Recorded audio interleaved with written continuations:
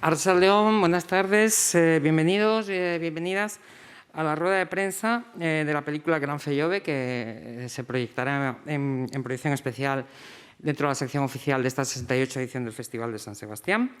Y bueno, para hablar de la película tenemos aquí a parte de su equipo, que presento a continuación.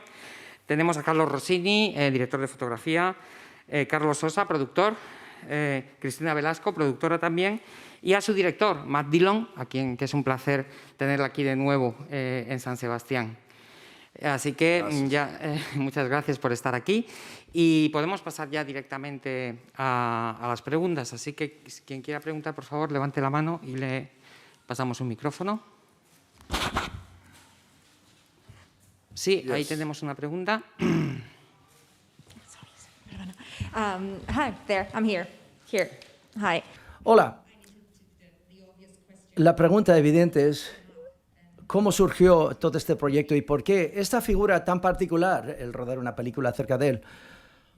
Sí, buena pregunta. Realmente, digamos que el proceso fue muy orgánico, tal y como surgió todo. Realmente no fue una idea principal hacer un documental acerca de él, sino que evolucionó todo y donde empezó fue muy atrás, es decir, en el tiempo, en el siglo pasado, al final del siglo pasado, 1999, cuando descubrí su música y lo introduje a la música a un buen amigo mío que diría que surgió de esa amistad que teníamos y esa unión que teníamos en base a que nos gustaba la misma clase de música.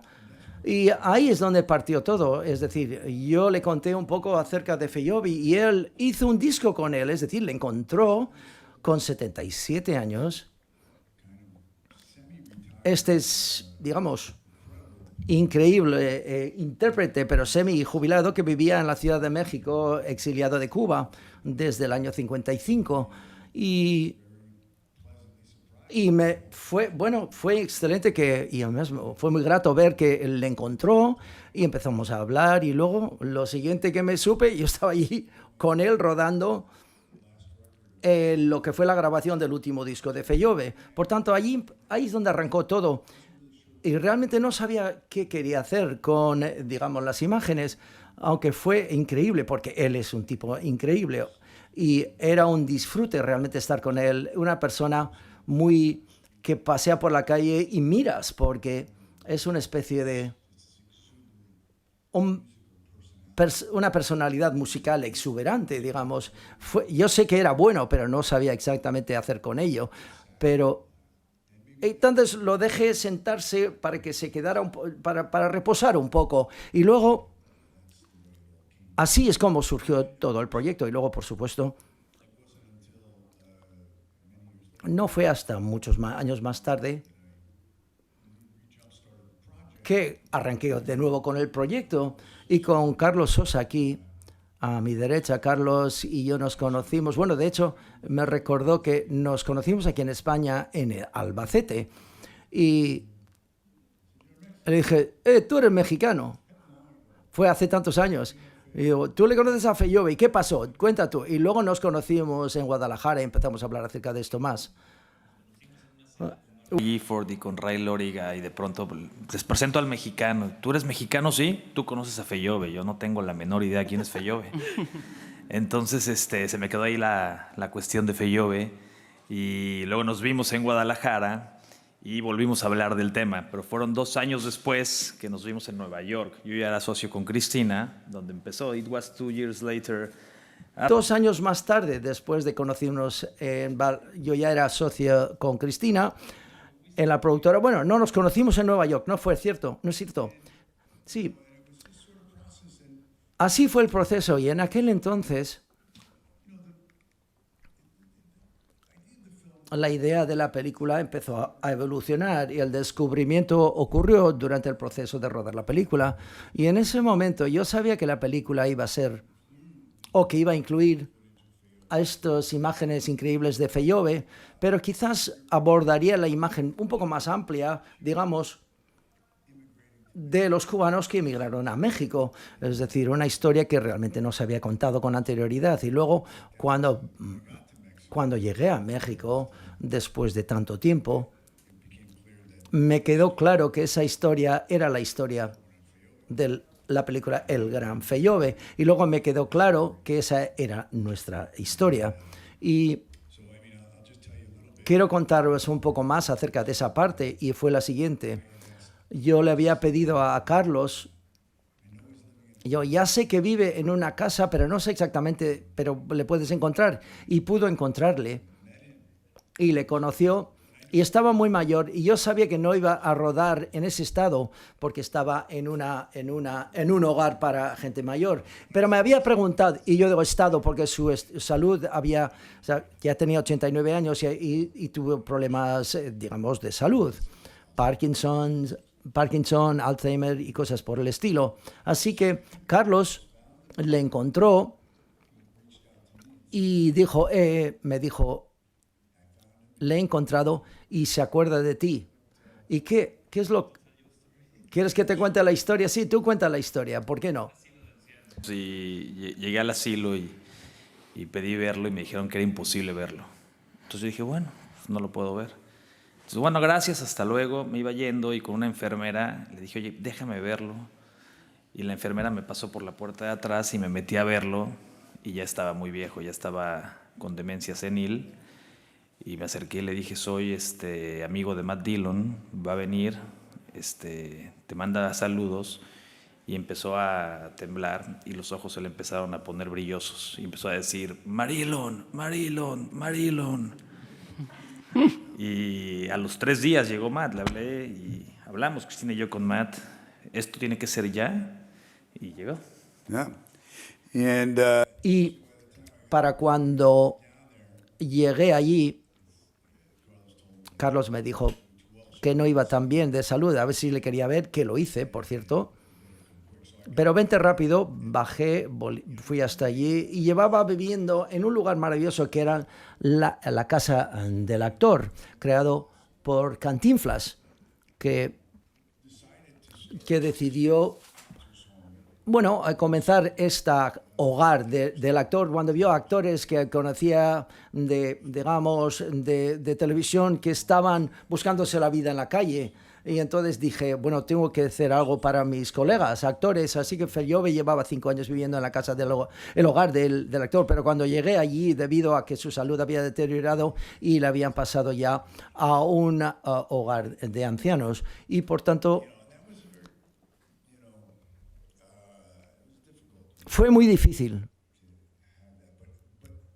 ver esta situación, pero sí hice unas entrevistas con algunas de las personas que habían experimentado con los cubanos en exilio y los músicos mexicanos, y todos hablaban de Fellove una y otra vez, y me quedó muy claro que de esto iba a tratar esta película. Fue su viaje, y este viaje era una especie de portal o una vía hacia la historia de todo lo que ocurrió en aquel entonces. Sí, Peter Hood, German Television.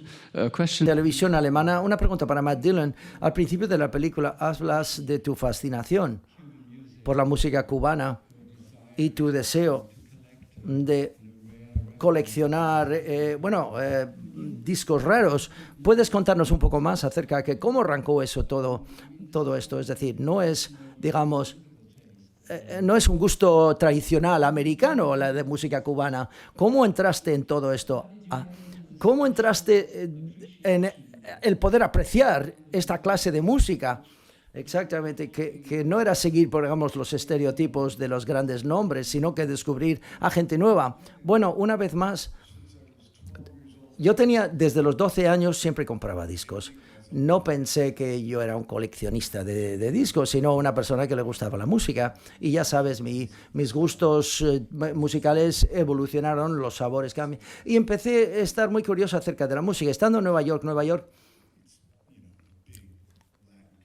hay una gran comunidad latina, mucha música afrocubana, puertorriqueña, salsa, y esto es uno de los grandes cunas, digamos, de este tipo de música. Por tanto, finalmente, cuando sí descubrí esa música, porque la tenía a mi alrededor en todas partes, y cuando me enganchó realmente,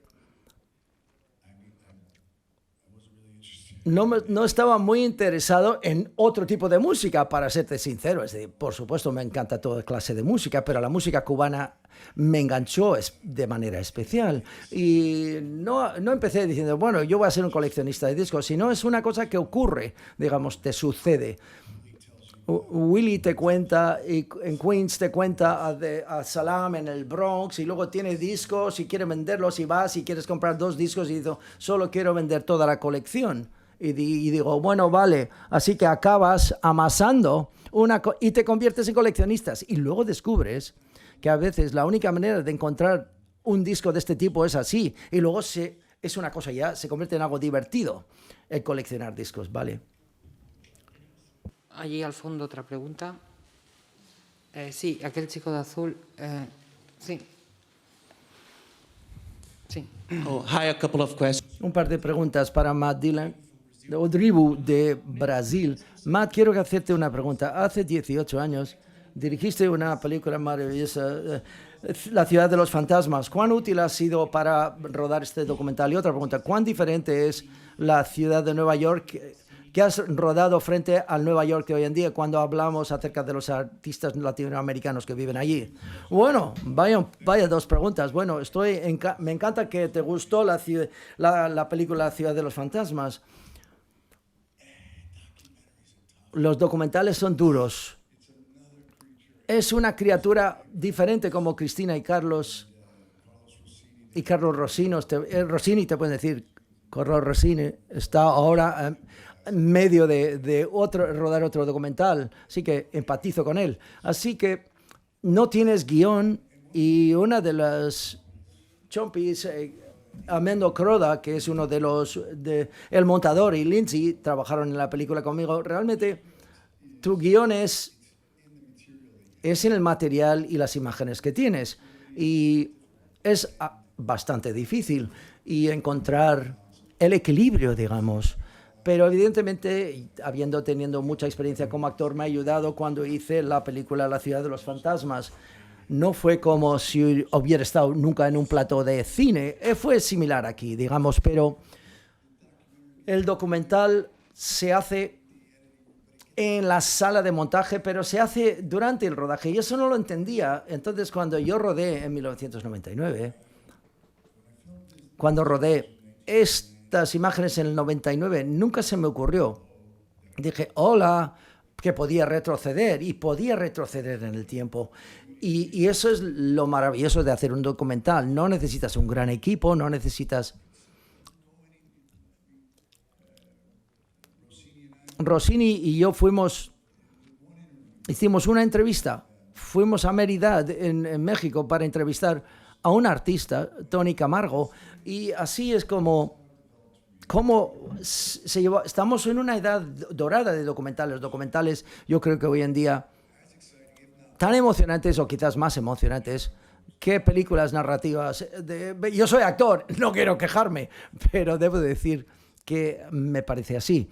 Y este viaje, y estoy encantado que son estas 3 personas que están conmigo aquí hoy, porque estábamos todos juntos cuando empezamos este proyecto, cuando luego arrancamos de nuevo el proyecto ya en el año, no me acuerdo, en el 2013, no me acuerdo cuándo fue exacto. A lo mejor quieren añadir algo a lo que estaba comentando. Bueno, que fue padrísimo aprender del trabajo de Matt, de la manera de cómo se acerca a sus personajes. Fue un poco intimidante todo el conocimiento que tiene sobre los personajes, sobre la música, sobre la historia de Cuba, sobre la historia de México, sobre la historia. Entonces había como muchas capas de conocimiento que se juntaban entre ellas mismas a la hora de acercarse también a los personajes. Recuerdo muy bien que, perdón, Matt de repente tenía fotos que encontraba ya sea por medio de research o de fotos que le facilitaban otros personajes o músicos. y se sentaba y me decía, él es fulano de tal, y hizo no sé qué. O sea, me hablaba de toda la gente de las fotos y luego agarraba otra foto y sabía quiénes eran todas estas personas y cómo se habían conocido y en qué fecha habían hecho qué cosa. Pero también lo decía con una familiaridad y una naturalidad, como si alguien te abre el álbum de fotos de su familia y te está contando cómo crecieron estas personas.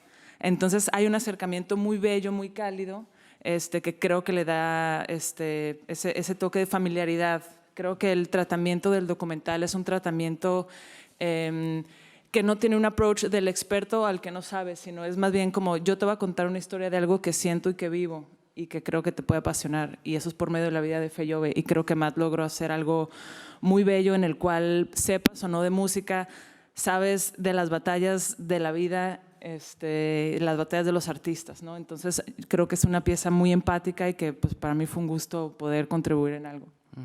Y no sé, Carlos. Well, I remember Recuerdo que Cristina, una de las cosas, cuando estaba yo con Feyobe en el 99, me encantó porque era una alegría estar con él, pero les dije, necesito material de ti acerca de tu pasado, porque solo tenía yo varios discos que él había grabado, y me dio unos fotocopias de las portadas. Él tenía todo el material, pero para él no tenía significado, porque él solamente miraba hacia adelante, hacia el futuro. Cuando algunos de los contemporáneos hacían Buena Vista Social Club, él quería hacer un disco rap, no sé, él quería hacer cosas diferentes. Y luego cuando llegué allí y conocí a la mujer que se convirtió en su manager, dijo, Matt, tienes que venir, tengo todo este material de él. Y Cristina y yo fuimos allí y tenía en el discos y fotos y cajas llenos de polvorientas, es decir, todo tipo de... Y fue una revelación para mí. Digo, si no tengo este material, ¿por qué no tenía este material antes? Y si lo hubiera tenido, mejor dicho, fue un momento diferente, emocionante. Y yo creo que mi pulmón se haya recuperado de tanto polvo que había en el ambiente. Y de descubrir, fue una maleta llena de fotos y cartas y discos. Bueno, volviste a escribir parte del documental en base a esta información. Sí, dado cuando Feyobe me hablaba de este hombre, quizás no estáis familiarizados con el bolero, más el compositor y cantante José Antonio Méndez, que cantante de boleros, que de lo que cuenta él, era una persona importantísima y un amigo importante. Y cuando pude ver las cartas y las imágenes, este fue el hombre que le trajo a México, y yo sabía que esta relación era importante. Y ahí estaban las imágenes y las fotos de ellos, y no las había visto yo con anterioridad.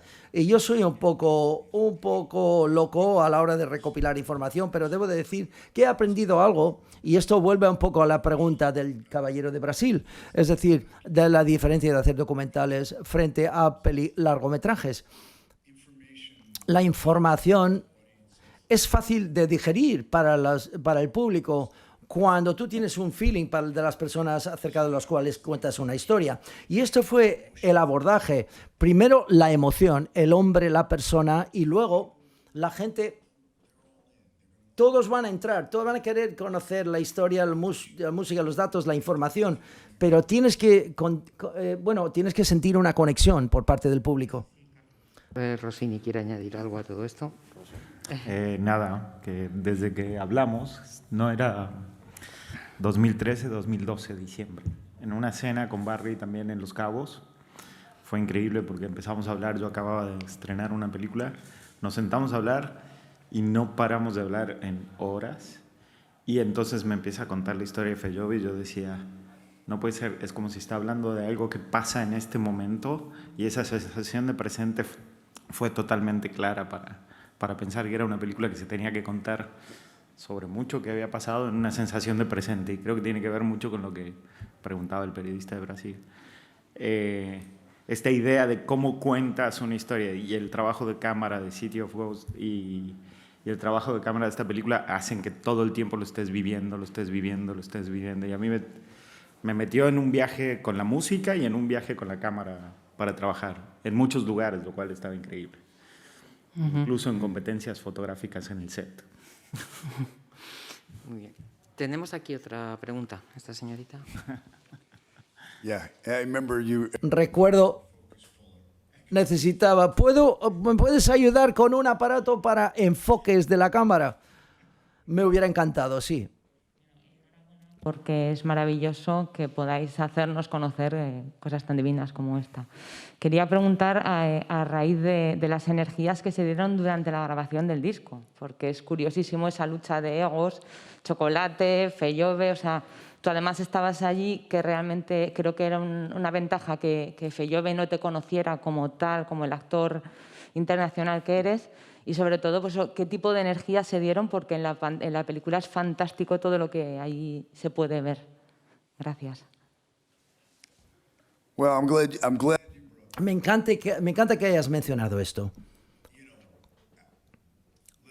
Literalmente, había un grupo de jóvenes, todos estábamos emocionados a conocerle a este tipo porque estábamos familiarizados con su música, y Joey había reunido un supergrupo de jóvenes músicos cubanos y que vivían en la Ciudad de México.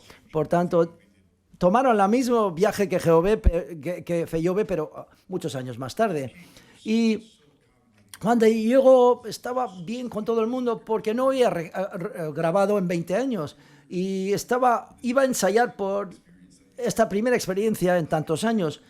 Y fue muy bueno conmigo y al cámara, pero no tenía ni idea de quién era yo. Él pensaba que yo era parte del equipo técnico y que él estaba ahí para prepararse para grabar su disco. Y yo era un tipo que le estaba molestando y decía, es muy bueno, ¿y quién es este tipo? Y pensaba que yo era parte del equipo técnico, el que llevaba los cables o la luz, o la iluminación. Y luego alguien le dijo que, bueno, de hecho, no, es un gran fan de tu música, y él sí que nos ha presentado a Joey al proyecto. Y luego desarrolló estas expectativas de quizás esto va a ser un interés renovado en su carrera. Y no es alguien... Tenía el espíritu como si fuera un niño, era un hombre serio. Esto no quiero decirlo en serio, es decir, era un tipo serio. Pero cuando entró a la sala, en la habitación, era exuberante, era una alegría, y la musicalidad le salía de los poros. Pero... En 1999, Buena Vista Social Club acababa de estrenarse y estas personas son sus iguales. Se reunieron, se crecieron juntos. Quizás era del movimiento Feeling, era un tipo con más antigüedad, digamos. Era uno de los innovadores en este tipo de música. Pero se había marchado en el año 55, por tanto, en cierto modo... es una película sobre los que se han marchado. Buena Vista Social Club son los que se quedaron en Cuba, y estas son las personas que se marcharon y se exiliaron. Y entonces este viaje realmente me pareció interesantísimo, pero la dinámica, volviendo a lo que has dicho acerca de la grabación, fue difícil porque llevaba 20 años sin grabar y estaba un poco oxidado, y había tensión porque no había tanto tiempo, ni siquiera tanto dinero para poder grabarlo todo en un día. Y su talento no es una cosa que puedes guardar de manera fácil o grabar. En los ensayos todo estaba libre, Joe y él tenían una conexión muy estrecha a nivel musical, así es como funcionaba muy bien, de manera improvisando, es decir. Y luego los elementos técnicos empiezan a superarse, evidentemente, en un estudio de grabación. Eso tardó un poco, pero recuerdo que hay un momento en la película que se llama...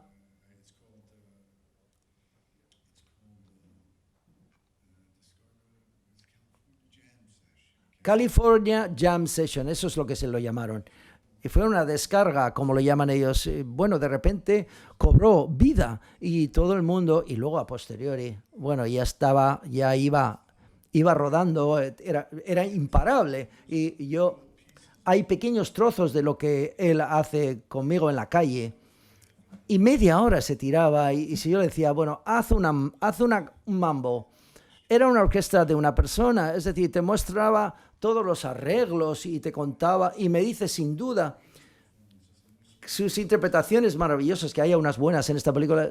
Sus interpretaciones probablemente nunca se captaron porque siempre estaba cantando, y música le salía por los poros, como ya decía. La última pregunta, este caballero aquí que había pedido. Sí. Hola, buenas. Mi pregunta va dirigida a Matt. Primero de todo, felicidades porque creo que se refleja muy bien el espíritu tan libre de este fascinante hombre. Mi pregunta es algo más personal y quería preguntarte si guardas algún recuerdo o alguna conversación en particular, supongo que habrá muchas, pero alguna en particular que tuvieras con Feyobe que sigas rememorando durante, bueno, hasta el día de hoy. Gracias. Para mí, como ya he dicho con anterioridad, bueno, compartió cosas conmigo acerca de su historial de ser negro, por ejemplo, en Cuba, en aquel entonces. La discriminación que existía en ese lugar. Y esto lo compartió conmigo. Y de hecho, dijo, yo soy 100% negro, yo soy africano, es decir, mis antecesores son africanos. Y habló un poco acerca de cuán difícil era esa situación a veces, porque había un grado de racismo. No solamente esto, sino que también habló del estilo. Había esto y luego otras cosas personales es que habló acerca de que no le aceptaban fácilmente, evidentemente, sus colegas en el movimiento y artistas en el movimiento Feeling, pero a nivel del público, la mayoría de esos artistas realmente no les aceptaron desde el principio, inmediatamente, y por eso se marcharon todos a México. En México era el trampolín para conseguir el éxito. La discriminación no existía en México.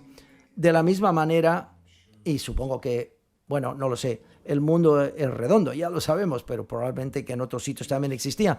Pero fueron aceptados y esto se ve reflejado por los artistas con los que hablé y estaban allí en aquel entonces. Y evidentemente había muchas cosas en entrevistas que no podía introducir en la película. Dandy Beltrán me compartió una historia acerca de, en los años 50, él y el gran compositor Tamburita, es decir, los dos son negros y cómico también, a su vez, afrocubano, que fueron a un nightclub o un club nocturno en La Habana y les rechazaron. ¿Por qué?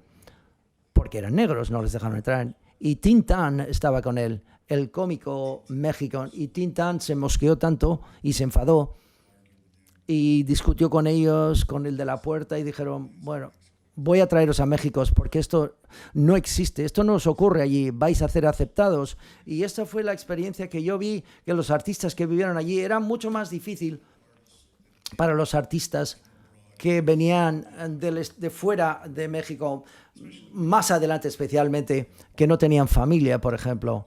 Era más duro para aquellos, pero en general fueron aceptados con mucha amabilidad en México. Eso es lo que él compartió conmigo por Feyobe y también otros artistas. Actualmente estamos encantados de escuchar a Matt Dillon y al equipo de la película, pero tienen una agenda bastante apretada ahora y la proyección de la película luego. Así que sencillamente me gustaría agradecerles muchísimo su presencia aquí y desearles muchísima suerte con la película. Muchas gracias. Gracias. Gracias. Gracias. Gracias.